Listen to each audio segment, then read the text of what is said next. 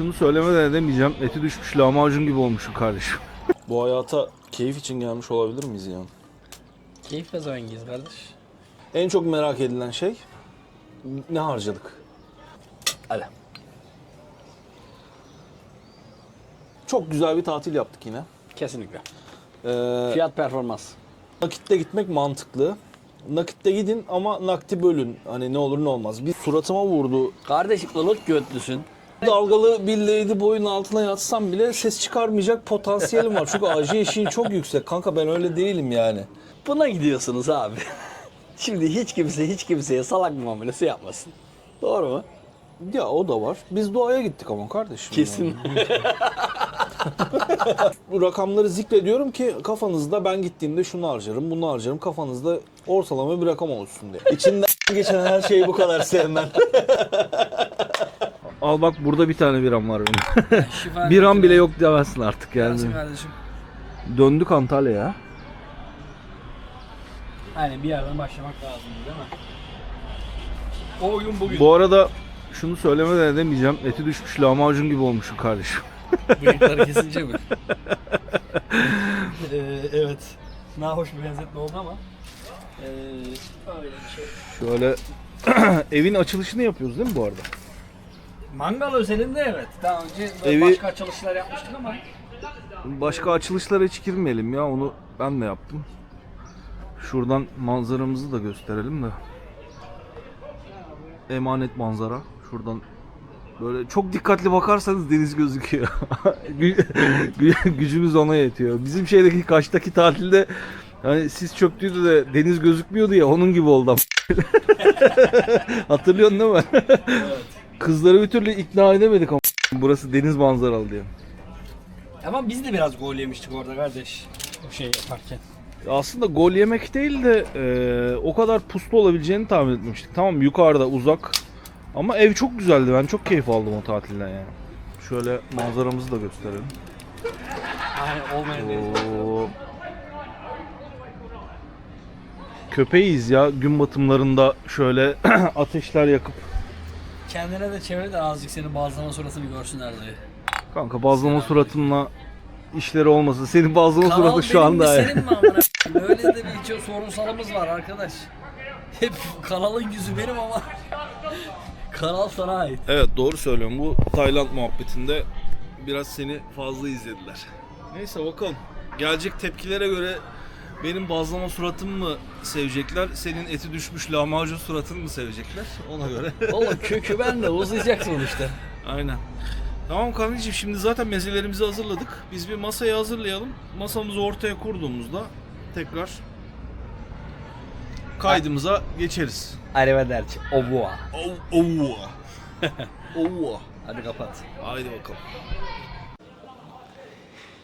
Esirgeyen ve bağışlayan Ya oğlum. Allah'ın adıyla. Bir dur. Şunu vereyim ben sana.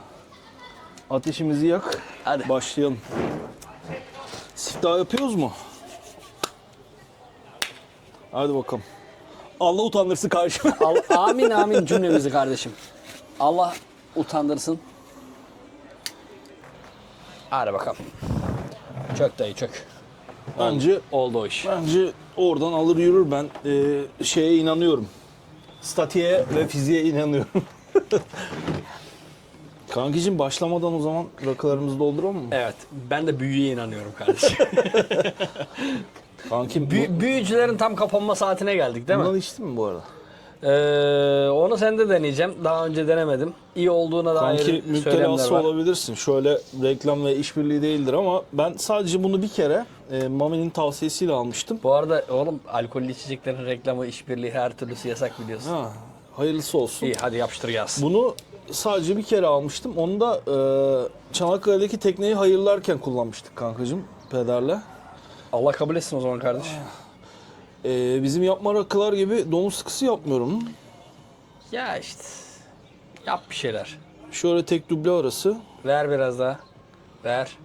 İyi. Of, çok özlemişim lan. Bakayım. Sanki bir ay değil de. Evet. Güzel. En son ne zaman içtin sen rakı? Hatırlıyor musun? Tayland'a gitmeden önce. İşte benim bayağı var ya. Yani 1,5 ay falan olmuştur yani. Şöyle bakalım. Bir tık daha. Bu arada odunlarda o kadar feyzli dizmişiz ki direkt hiç ne yerlemeden ne bir şey yapmadan Yerimiz yok zaten. O yüzden statik önemli. Ben statiğe inanıyorum. Sana çok püfürdemesin de. Yok yok, sıkıntı yok dayı. En fazla eve gidince makineye atarız kıyafetleri. Ver bakalım. Oo, Şifa niyetine şifa. renge bakar mısın? Çiçek. Bu hayata keyif için gelmiş olabilir miyiz yani? Keyif ne zaman giyiz kardeş? 2-2-4. Yani. Bu arada buz getirmedim ama bayağı buzlu su yaptım. Olur yeriz. Sanırım bu idare eder. Ne diyordu? Mesut komiser sen benim ya***ımı ye. olur yeriz. Olur yeriz yani. Şimdi. Sebebi Açılışı sen mi yaparsın ben mi yapayım? ben bir başlayayım istiyorsan. Olur dayı. Çok güzel bir Tayland tatili yaptık. Hala ağlayarak 31 çekiyor olabiliriz. Hakikaten çok güzel geçti. Ama işte orada gerek pas savaşları, gerek yani bizim bazı belirsizliklerimiz var biliyorsun. Hani bindin, binemedin. Yok işte Bangkok'ta biraz daha kalacaktık da. Ama benim olacaktı, şansıma olacak. güvenmen gerektiğini Aynen, şu an yine tek idrak attık da. etmiş, 2 kere birlikte seyahat etmiş birisi olarak. Ne oldu lan, tribe Bunlar mi girdin? öne doğru acık Hamle mi yaptın? hamle yapmışlar. Bir şey olmaz, Neyse bir şey şu an olmaz. statiği iyi. O yüzden ya hani bineceğimizi daha önceden bilsek orada bir yerde açarız, kapanışımızı yaparız değil mi? Biz O zaman bu kadar lezzetli olmaz, onu da biliyorsun değil mi? oradaki tatili kapatamadık kanka. Sıkıntı o. Neyse Tamam. gel bir uğralım da hadi. Dur önce bir abi ağzımızı bir temizleyelim. Bu lezzete, güzel bir lezzete hazırlayalım. Ya şu Ondan sonra yaparız. peyniri ben çok özlüyorum kanka ya. Evet. Tuzlu ve güzel bir peynir. Şifa niyetine. Afiyet olsun. Beyler size de. Şunu da söyleyelim ya. Biz ne zaman video çeksek içiyoruz. Peki pis alkolikler olduğumuz için olabilir mi bu? Değiliz be kardeşim. Tatilde her gün içilir. Okey. Ama hakikaten buradayken... Ben normal zamanda da her gün içiyorum. Belki ondan olabilir mi? Ama sen de geldiğinden beri bir hafta falan oldu biz geleli değil mi? 4-5 gün. Gün saymadım tribe girmeyeyim diye. Ama 11'inde döndük. 15'im bugün. evet 4 gündür 4 gün içiyorum. olmuş. 4 gündür içmemişsin. Bu Büyük- senin için büyük mevzu. büyük mevzu evet. Sakin ol lan. Kardeşim ağırlığına dayanamadı ya. Güzel. Neyse orada kapatamadık, bağlayamadık Tayland videosunu. Evet. Dedik ki biz gidelim hem bir ben evi yeni değiştirdim biliyorsun. Burayı bir hayırlayalım. Hayırlı uğurlu olsun kardeşim. Eyvallah. Hem bir ateşimizi yakalım, rakı içmeyi özledik. Hem bir rakımızı içelim. Hem de en çok merak edilen şey ne harcadık? Ya çünkü insanlar seyahat ederken bir bütçe yaparken orada Milletin merak ettiğini başta mı söyleyelim, sonunda mı verelim dayı? ya istiyorsan başta söyle. Bizim izlenmek gibi bir kaygımız yok ya. Başta da söyleriz ama olacak. Kardeşim 1000 papele kapattık bu mevzuyu. 1000 Amerikan lirası. $1000. Belki daha bile az yani. Tam Yok uçak biletini bokunu püsürüne de, dahil ettiğin zaman aşağı yukarı 1000 papele tekabül ediyor. birazdan detaylara gireriz. Ama hani $1000 kaç gün kaldık? 7 gece 8 gün konakladık. O da bizim için geçen sene de aşağı yukarı bir gün fazla falan kalmıştık. Evet. Aynı paraları harcamıştık. Şimdi şuna bir açıklık getirelim. Bir orada yaşayan tayfa var. Bir gezgin tayfa var. Sürekli gezip Tayland'da takılıp vizaran yapanlar var. İşte arada Aklıma başka bir şeyler geliyor da sen devam et. vizesi olanlar var. Ya bunların biz tatilciyiz abi. Gittik orada. Bir hafta 7-8 gün tatilimizi yaptık. Döndük. Sonuçta burada işimiz gücümüz var. Hani bu video ne zaman editlenir, bu Tayland serisinin son videosu olacak sonuçta bu. Aklımıza gelenleri paylaşacağız ki insanlara şey Feyiz olsun. olsun. Feyiz. Feyiz demeyelim. Feyiz Diyelim demesek abi. Diyelim. Yine Yapıştır, devam. Yeterince lincimizi yediysek devam edelim burada. Oğlum linç YouTube'un şeyidir. Tuzu biberidir. Tuzu biberidir diyorsun. Aynen. Linç olmadın mı hiç olmaz. Hadi.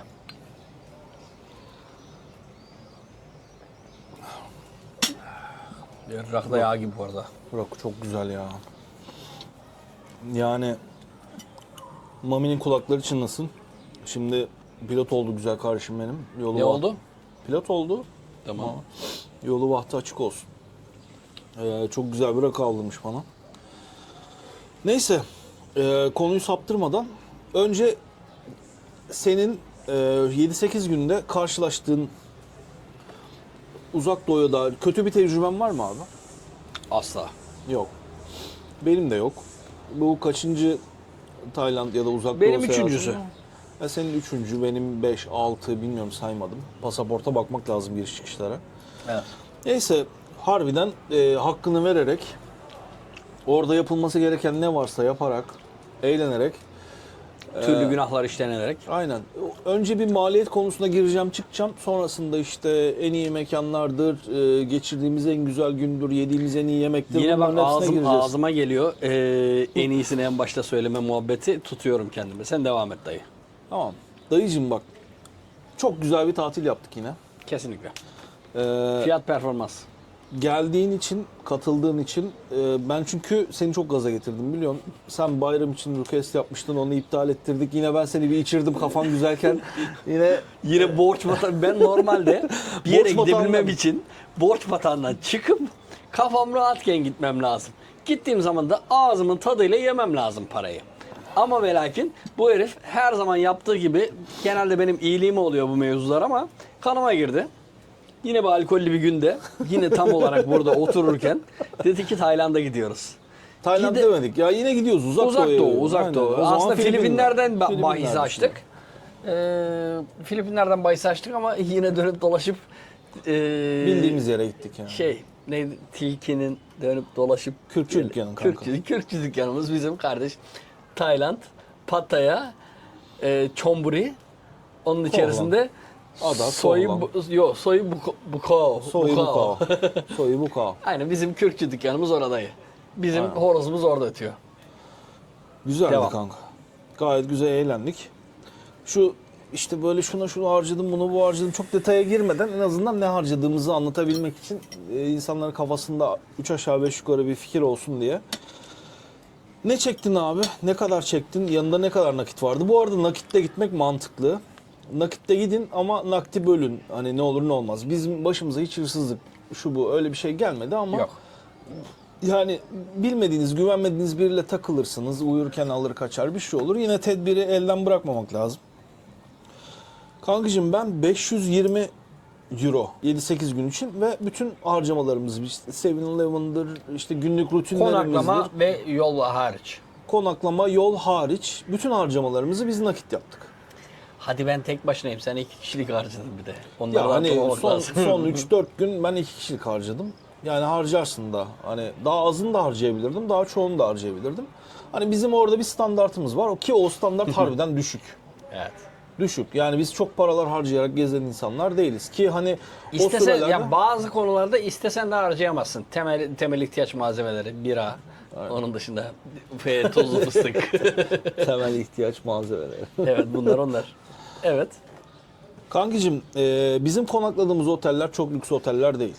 Gerek Pattaya'da, Soy Bucao'da kaldığımız Maldives Lodge, gerekse Koh Lan'da konakladığımız Downtown Resort. Bunların ikisi de 1000 liraya geçmiyordu günlük. Ve gayet de sıkıntısız. Hani tabii ki hani Sivrisineği artı sıkıntıdan saymazsak gayet makul bir yani konaklama. sivrisinek bir de işte Maldives Lodge'daki pencere olayını sıkıntıdan saymazsam yok. Yani biz işte zaten uyumadan uyumaya girdiğimiz için konaklamanın çok bir hükmü yok bizim için. Transfer desen biz hani buradan İstanbul'a gitmek için 1000'er lira harcadık. 1000 lira aynen Pegasus'a gittik. Pegasus'la gittik. Oradan 350 lira büyük havalimanına geçmek için harcadık. Dönüşte de 700 liralık pas biletimizde tekte Antalya'ya döndük. Yani ne oluyor? 1000, Tertemiz. 2000. Pas biletlerine kadar verdik. Tek atmamız çok büyük şanstı bu arada. 3100 falan yazdı. Yani toplamda biz git gel 6300 desen, 2000 de o desen 8500 lira civarına transferimizi hallettik ki bu diğer insanların gidecek olanların en büyük gider kalemi aslında. Bizim en Evet. büyük şansımız pas Evet. bileti yani. Ya pas bilet alamıyor olsak zaten biz de her sene bunu yapamayız yani. Çünkü insanların sadece Yok bilete şuradan verdiği ya oğlum yanlış anlama, şuradan kalkıp Kemer'e gidemiyoruz lan. çok güzel yanıyor bu arada. He. İyi gidiyor. Neyse transferden bahsettik. İşte ortalama 8500'e falan geldi kişi başı. Gidiş, dönüş, aktarmalar her şey dahil. Onun haricinde konaklama 7 gün kaldık. 7000'i geçmemiştir. Bunun içine kartla çektik. Üstüne %3 komisyon eklediler. Hatta Maliz Lodge'da benim hatırladığım günlük 958 baht civarında bir şey çekti. Yani şu anki TL baht parametresini bilmem neyi her şey düşündüğünde kredi kartınızı keseceği komisyon bilmem ne cart curt şeyi geçmez. 1000 lirayı geçmez. 7 gece için 7000 lira. Sonrasında cebimize koyduğumuz paralar, ben dedim ki 520 euro 600 dolar parayla. 600 dolar. Yani bir haftada 8 günde diyeyim 600 dolar parayla yetmedi. Ufak bir takviye yaptık ama hani ona Ufak takviye de 105 dolar mıydı, öyle bir şeydi. ya ona çok girdik girmedik öyle bir şey. Tam suratıma vurdu. Kardeşim ılık götlüsün. Kardeş Ben böyle zaten çok sıcak şeyler ağzıma attığımda ağzında alüminyum var diyorsun ya, benim elimde falan da alüminyum var. Rahat ol yani. sen fazla Sıcağa şeysin. alışkın. Sadece sıcak da değil yani. Acı eşiğin yok abi. Maalesef. Yani Benim bir iri tane- dalgalı bir lady boyun altına yatsam bile ses çıkarmayacak potansiyelim var. Çünkü acı eşiğin çok yüksek. Kanka ben öyle değilim yani. Hemen irkiliyorum. Adamın pembe götlüsü seni. Neyse. Mimi'den bahsediyorduk. Mimi yengemiz, evet.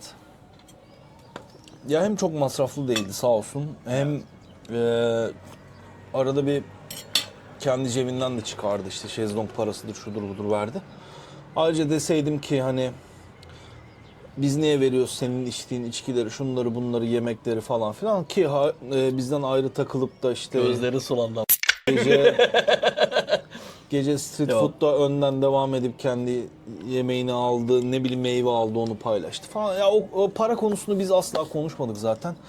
Ki hani helali hoş olsun çünkü 3-4 saat yoldan çıktı geldi görüşeceğiz falan filan diye. Sadece o mu? Tabii şimdilik sadece o olarak kalsın. Şimdilik sadece o. Tamam sonrasını anlatırsın sen o zaman. Yani Yok anlatmayayım kardeş, o ikinizin arasında. yani neyse güzeldi.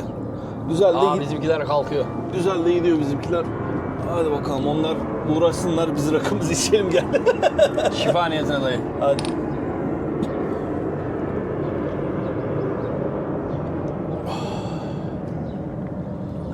Ben yine bir Bu arada buzdan meze geçerli olmuş dayı. Her zamanki gibi. yapıyorsun bu De, sporu biliyorsun. biber salçasını bir tık az koymuş olabilir misin bu sefer? Biber salçası hiç koymam ben zaten. Hiçbir zaman. Ne O salçası? normal domates salçası kanka. Annemin tarifinin dışına çıkmam yani. Peynir, işte ceviz, sarımsak, maydanoz, zeytinyağı, tuz. Bu kadar. Çok basit ve simple ve çok geçerli. Neyse bölmeyelim. Toplamda günlük harcamalarımız ne bizim abi? İşte kalktık, kahvaltımızı ettik. Kahvaltı, kahvaltı, makul, 100 popel. smoothie. Ondan sonra Masaj. Masaj. Olmazsa olmazımız. Ondan sonra Bira. döndük. İşte içmeye başladık. Bira, ondan sonra Smirnoff Ice. Akşam çıktık, yemeğimizi yedik. Gece hayatımız. Ondan sonra yanımızda bir arkadaşımız varsa hani normal bizim geleneğimiz nedir? Ismarlarsın, şey yaparsın. Onları ısmarladık. Paralı askerle takılmadan bu paraları harcadık, döndük.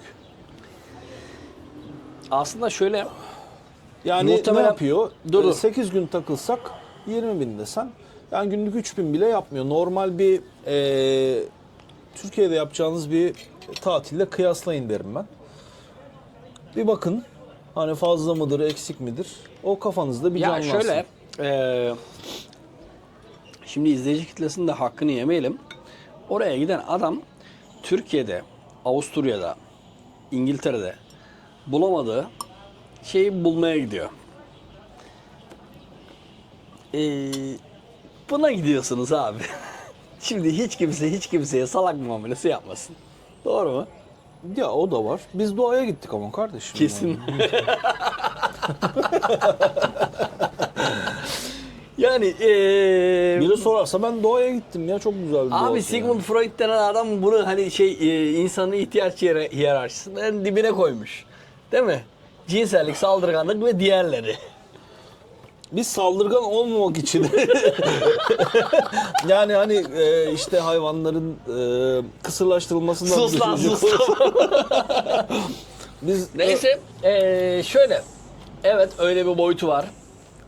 Gidene de saygı duyarız. Yani şey yapmaya gerek yok böyle olmadığı bir insan profili çizmeye gerek yok abi. ya biz neyse onu gösteriyoruz abi. Biz yapmadık mı? Yaptık.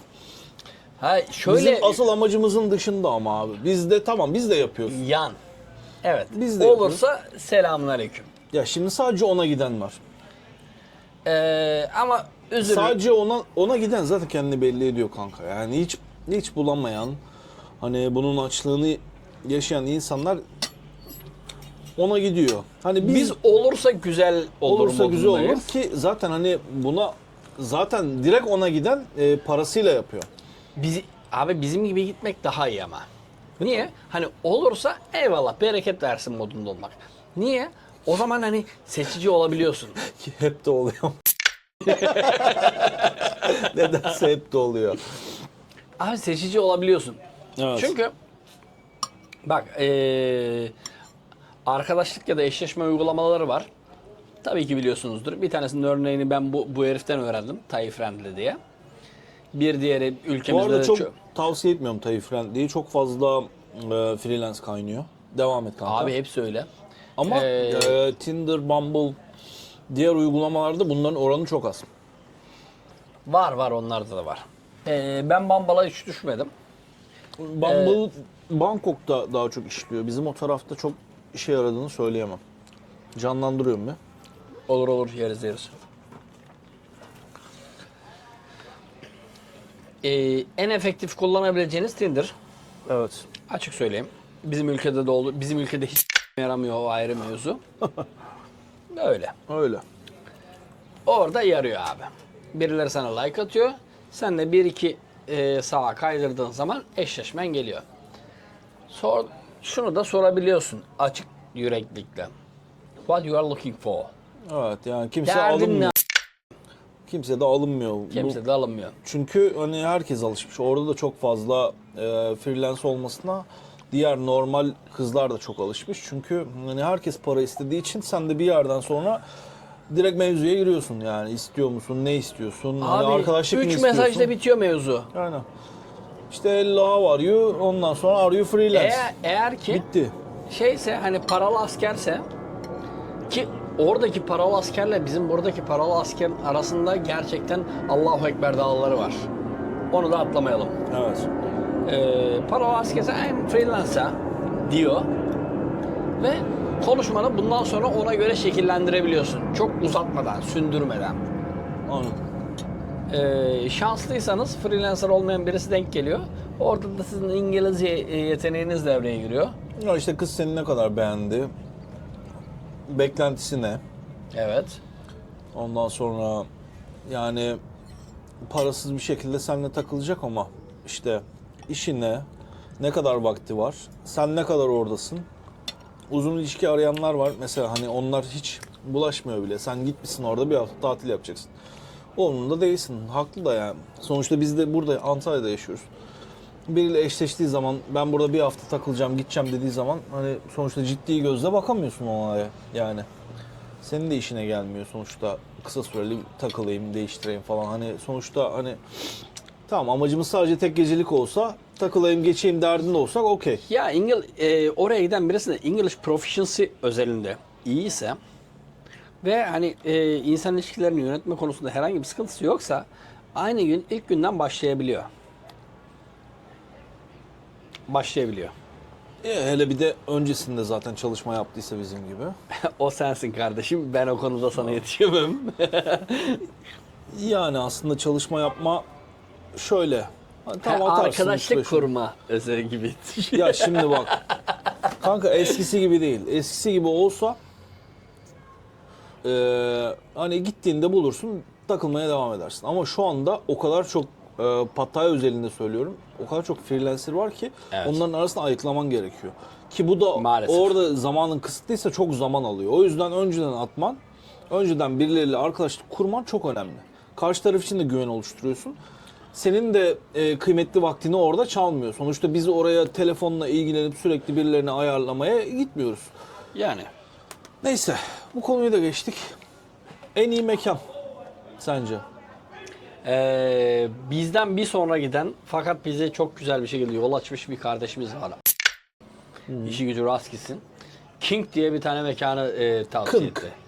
K-I-N-K. Net. Önünde bir fotoğrafımız var. Böyle şuraya bir yere bırakırım ben. Bir yere bırak sen. Nereye bıraktığının önemi yok kardeş. Çünkü giden bulacaktır bunun adını duyduysa. Evet. Ama 2 katlı.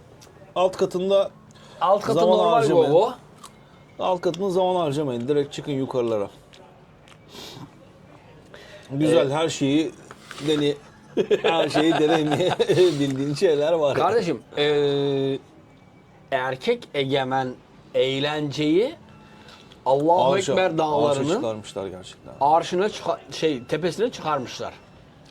Böyle bir mekan. Gidin abi. Gidin evet ya. Yani her erkeğin ömründe görmesi gereken yerlerden biri yani. İlk gün gidin. Dışarıdan birisine herhangi bir şey içecek ısmarlamadan oturun. Ortamı koklayın. İzleyin. Gözlemleyin. İkinci gün gidin. Ne kadar paranız varsa verin.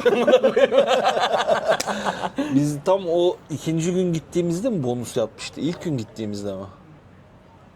İlk gün. Çünkü İlk ikinci gün güne mü? sen gelmedin miydi? Öyle bir şey oldu. Ya benim o ara zaten sürekli Sen date'im başını vardı. bağladın orada. Yok Allah hayır. senin- İlk günlerde benim de yoktu Ha, ama pardon. sürekli date Doğru. vardı. O ilk güne Buncu'ya gittin sen. Ya benim hep doluydu zaten. Yani ben önden çalıştığım için hiç boş kalmadım. Çok şükür de neyse. Kardeşim çekti ayağımıza dolanmasın. Estağfurullah. Estağfurullah kankacığım. Ben bir çocuğu işletip geliyorum dayı. Sen iş et. Ben de ufak ufak bilgiler Muhtemelen vereyim. sesi çıkacaktır. Onu kesersin. Tamam. Bu gece 4'te yapılan çişleri ortasına işemiyoruz biliyorsun. Köşesine doğru. Şey verirsin, referans verirsin kardeş. Aynen. Ya çok güzel bir tatil yaptık. Hani yine çok ucuza geldi. Sonuçta bilete çok yıpranmadan aldık. Muhtemelen tek attık. mikrofon hala bizim çalışıyor. standby biletle gidip gelmek çok önemli. En bu büyük kısmı gider kaydetme. kalemi çünkü uçak. Daha sonrasında çok iyi hallettik. Güzel dostluklar kurduk. Bakmayın yani biz hani böyle işte gidiyoruz orada takılıyoruz. Kaliteli bir Falan mikrofon filan olduğu da için o muhtemelen yolda bu sesi tanıştığımız alıyor. insanlar hakikaten çok değerli. Gerek yok abi bu kadar detaylara. Hani şu an değerli olanlardan biriyle hala konuşuyoruz. Gece 4'te kalkılan yapılan çişleri rica ediyorum bu merkezine yapmayalım klozetin. Bak bunu yeni adet edindin sen. Tamam mı? Çıkan ses bu işte. Devam ediyorum. Belki gelecek burada tatil yapmaya devam edeceğiz. Emre ile bu tatili yapmış olmaktan çok mutluyum bu arada. Aşırı uyumludur. Hani güzel bir travel buddy'niz yani güzel bir seyahat arkadaşınız varsa mutlaka beraber gidin. Verebileceğim tavsiye o. Tayland ucuz mu pahalı mı? Kişiye göre değişir. Biz dediğim gibi seyahatçiyiz. Orada yaşayan insanlar değiliz. Biz gezgin değiliz. Gittik orada. Hani çok daha ucuzuna da kalabilirdik. Çok daha pahalısına kalabilirdik. Çok daha pahalıya yiyip içebilirdik. Çok daha pahalıya eğlenebilirdik. Ama size az önce söylediğim rakamlara yedik içtik. Güzel bir tatil yaptık. Hani ne harcadığımızı da söyleyeyim. İşte sabah kalktın maksimum 100 baht bir English breakfast'ına içinde içeceği dahil veriyorduk. Ondan sonra smoothie 50 ile 80 baht arasında smoothie'miz. Ortalama 300 baht masajımız. Ondan sonra işte 7-Eleven'dan aldığımız çangımız kaç o işte küçüğü 30-40, büyüğü 50-60 Yok neyse. yok. Küçüğü 40-50, büyüğü Aha. 60-70 Büyüğü diyelim. 60. Neyse. Hani eğer elinizde alıp gezecekseniz mutlaka küçüğü tavsiye ediyoruz. Oturup odada içeceksiniz ya da biriyle paylaşacaksanız büyüğü tavsiye ediyoruz. Ekonomik olması açısından. Mekanlarda mümkün olduğunca küçüğü söyleyin, dışarıda takıldığınız için çok çabuk ısınıyor. Verebileceğin başka bir tavsiye var mı Tayland tatiliyle alakalı? Çok da uzatmadan, insanları sıkmadan da kapatalım yani. Yani bu rakamları zikrediyorum ki kafanızda ben gittiğimde şunu harcarım, bunu harcarım. Kafanızda ortalama bir rakam oluşsun diye. Kardeşim, bütün o mitlerinizden sıyrılın. Sadece salt eğlenmeye gidin. Evet. Çünkü bir önceki gidişimizde uçaktan indirilen adamlar örneğini belki Yok. bir ayrı videoda anlatırız. Çünkü tamamen fuhuş üzerine giden yanımızda bir iki ekip vardı. Uçağa bindiler. Zaten kafaları da güzeldi. Ekip aldı, paketledi. Uçaktan dedi. Aynen öyle. Ve attı. Eğlenmeye gidin abi. Eğlenmeye gidin. Random ilerlesin. Hani olursa başım gözüm üstüne, hani güzel bir anı olarak kenarda biriktirmiş olurum dersiniz. Olmasa canınız sağ olsun, ki olmama ihtimali hani hiç olmadığı yerde elinizi cüzdanınıza attığınız zaman zaten oluyor. Keyfini çıkarmaya bakın. Bu kadar. Aynen öyle. Uzak Doğu candır abi. Hiçbir zaman Güzeldir, güzeldir. hiçbir zaman pişman etmez abi. Gidin, hani yemek konusunda sıkıntı yaşarsanız da gidin abi. 7/24 McDonald's'ta yiyin için. Ama oraları bir görün abi. En azından bir özgüveninizi tazeleyin. Evet, o olay önemli. Farklı mutfakları deneyimleyin, arkadaş edinin. Orada farklı milletlerden de insanlar tanıyorsunuz. Oranın yerli halkıyla da çok fazla muhatap oluyorsunuz. En iyi mekan King dedin. En iyi restoran ben Kohlan'daki Deniz Restoranı diyorum abi. Net. Net. Açık büfe. Adı gerçekten Tayca yazıyor da sen bakmıştın. bakmıştım, kralın yeri gibisinden bir şeydi. Neyse, eğer gerçekten bir açıklaması varsa, tabelasında çünkü İngilizce yazan hiçbir şey yoktu, gördüm ben. Tabelasının çevirisini yaptım kardeş. King Restoran mı? Öyle bir şey. Kral ızgara gibi bir şeydi. Yani eğer zaten bunu izliyorsanız bundan önce o videoyu atmış olmam gerekiyor. Çünkü hani onunla ilgili çok detaylı bir video çektik. İnanılmaz memnun kaldık. Benim hayatımda yediğim en iyi deniz ürünleri ve en uygun fiyatlı deniz ürünleri restoranı.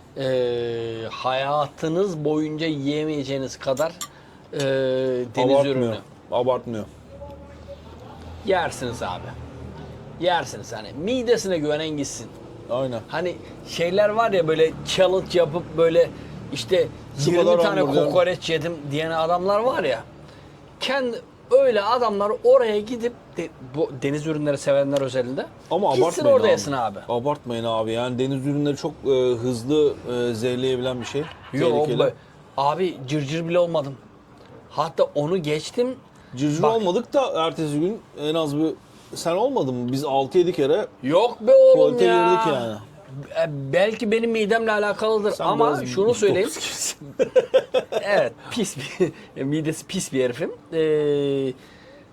Bak, bir hafta orada takıldık. Her türlü şeyi yedik. Evet Hatta yavrum, bunların çok önemli. yemediği börtü böcekten de birer ikişer ağzımda attım. Sıkıntı yok. Hiçbir sıkıntı yok. Geldim İstanbul'dan Antalya'ya gelirken Türk Hava Yolları uçağında verdiler bize. Sandviç. Onun mayası Sandviçin midemizi ekmeğinden midemi yaktı. Biz Midemi böyle yaktı. bir saat falan kıvrandık ikimiz de.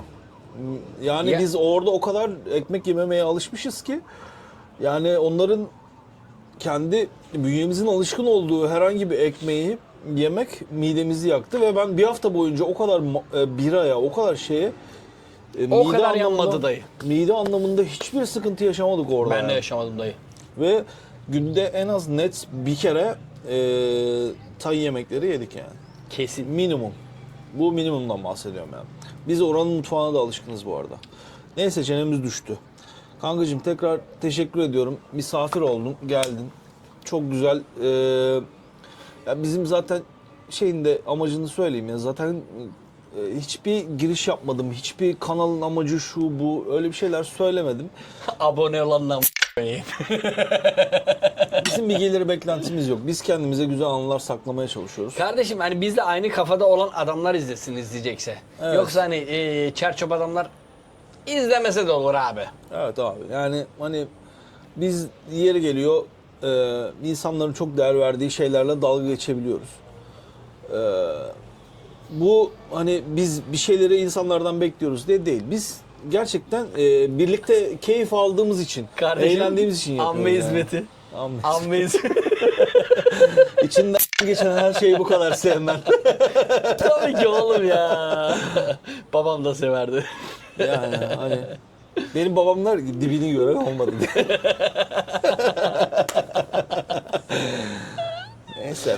Eğer gerçekten buraya kadar takip ettiyseniz ve hani destek verdiyseniz seviliyorsunuz yani. Neyse. Güzel.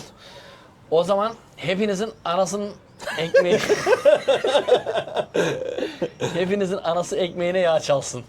Aynen. Ben de güzel kardeşimin dileklerine katılıyorum. Teşekkür ederiz. İzlediyseniz eğer. Kendinize dikkat edin. Anası diye girince böyle bir değişik oldu ama... Biz burada normal rutin boktan hayatımıza devam edeceğiz. Kardeşimle uçuşlara gideceğiz. İşte bir süre böyle takılacağız. Susuz terime sokma, rakı koy hadi. Tabii Onu da kapat. bu süre size çok kısa gelecek çünkü güzel video stokladık. Kendinize dikkat edin. Görüşürüz. Hoşça kalın. Hadi bakalım.